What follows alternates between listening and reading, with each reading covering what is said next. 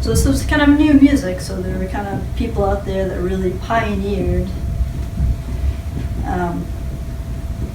this new music. There was a disc jockey in Cleveland, Ohio by the name of Alan Freed, who he actually played some of this music, and it wasn't widely played, but he featured different artists, African American artists, which at the time wasn't really happening. But he featured records, because that's what they played back then, records, by Fats Domino, Chuck Berry, Little Richard. These are African American artists that really shaped early rock and roll. But Elvis Presley, he was one of the first, but he was huge. He was recorded by Sam Phillips, he owned this recording studio in Memphis, Tennessee called Sun Records.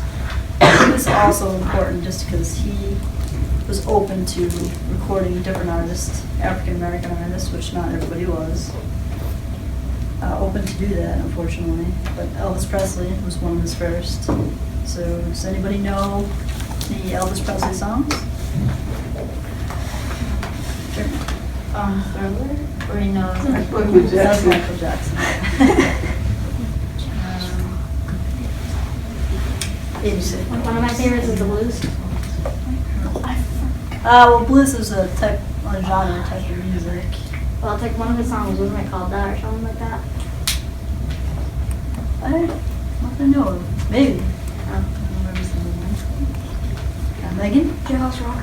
Jailhouse Rock. So these only contained one song on each side. Typically, like side A was considered the hit that the bands were trying to promote, and side B would be a less popular song. Like it would still be a good song, but it wouldn't be like the hype that they're trying to promote for that A-side hit. So this is actually, I believe it's another 1960s. Beach Boys? No, it's the Archies. The Cranberries. The Archies. Not too familiar. The Artichokes. This is what it looks like. The Artichokes. Yeah, so it's definitely kind of against opposing violence, right? Can anybody kind of give me an example in the lyrics of why you might think that? Yeah.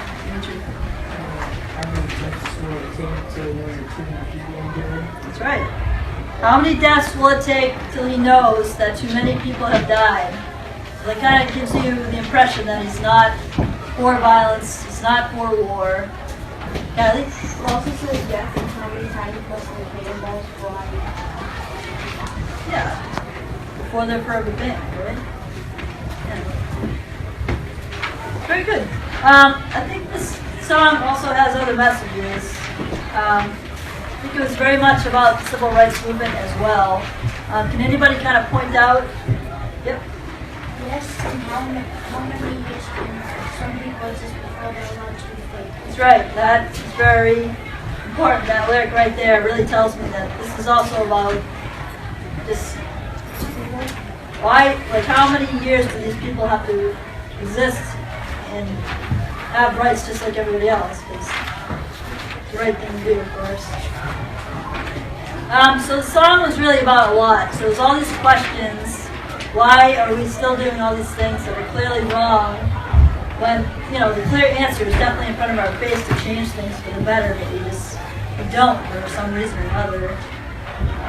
So it kind of just asks all these questions. Why, basically? Why are these things still happening?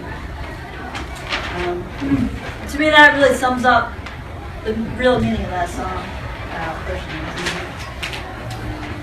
All right, so to switch gears a little bit, going to go back to Bob Dylan. He was also pretty integral in pioneering the birth of folk rock, which was melted together of folk music and rock music. Yep. This is the 1960s kid.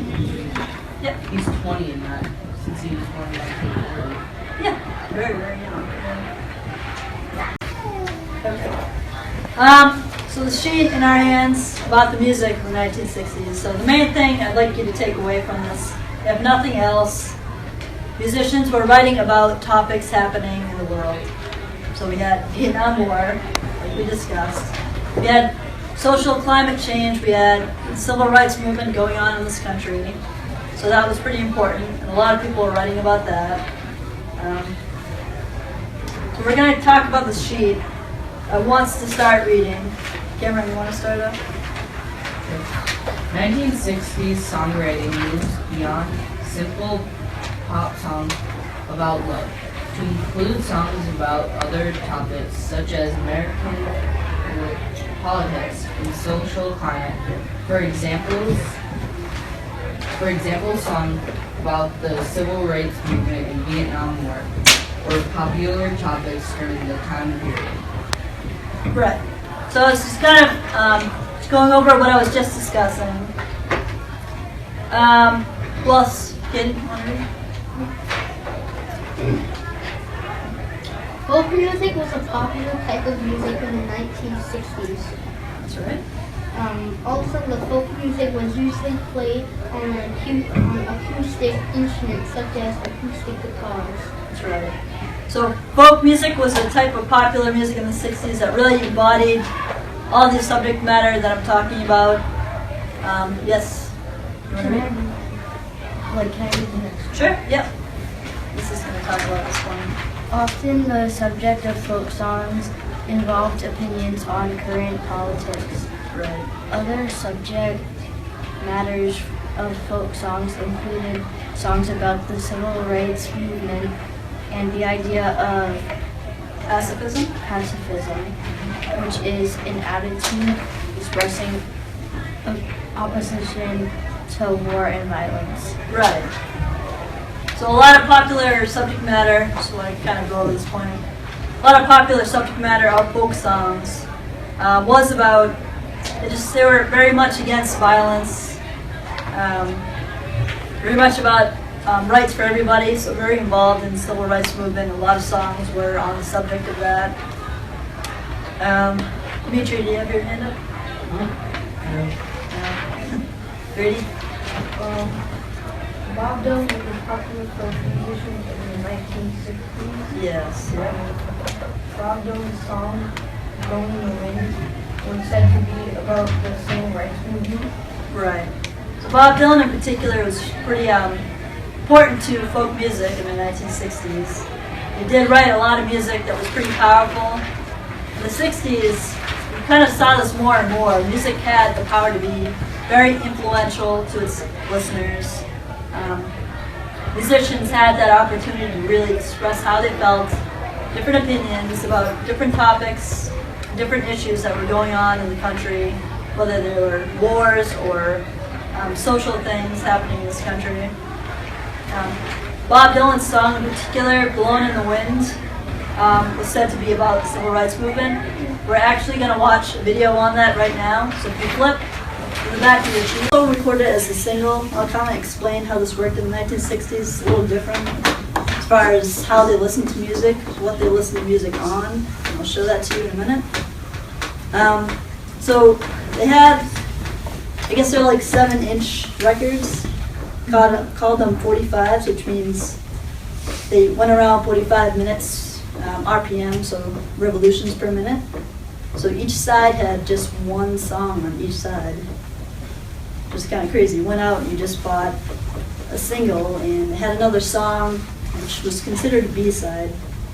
But a lot of Beatles singles actually have 2 A-sides. So the B-side would be considered like not as popular. The A-side would be the hit that they're trying to promote. But a lot of the Beatles had singles that both the sides were hits. So I'll show you what that looks like in a minute. But, so we can work it out. Jacob? I own a record player You with do? tons of records. Yeah, It's great. yeah. My grandma, when she passed away, my Yeah. dad, he was able to collect all of her records. That's awesome. Yeah. That's great. We don't listen to them much, but That's good. Keep them. It's great quality music. Okay, so we can work it out, okay?